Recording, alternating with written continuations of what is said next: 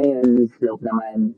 The slope represented by M is defined as the ratio of the vertical change between 2 points to the horizontal change between the 2 points. Same 2 points.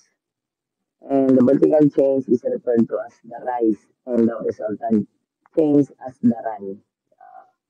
Dito, uh, itong rise ay ito yung ating pag-count natin pataas or pababa. Yung ating run naman, yun yung pag-count natin, it's either left or right.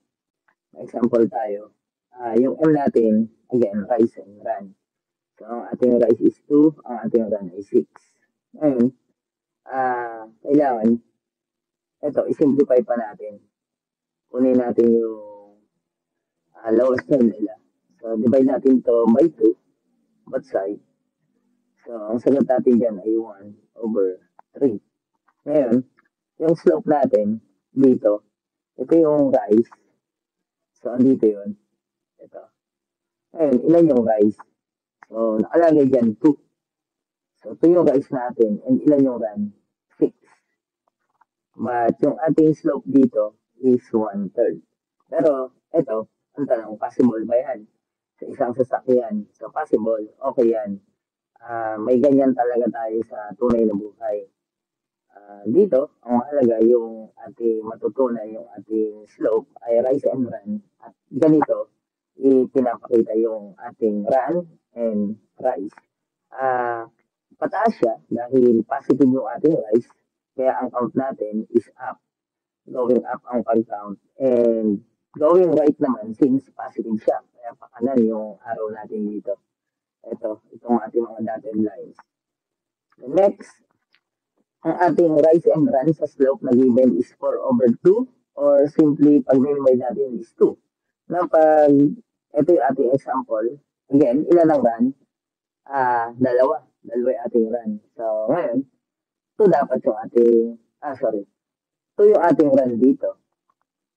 Ngayon, kung 2 yung ating run dyan, yung rise naman natin ay 4. 4 yung ating rise dito. 4. So, possible pa ba yan? Possible pa yan sa mga sasakyan, yung bulubundukin ng mga daan. So, possible. Meron pa rin talaga. But our slope dito is 2.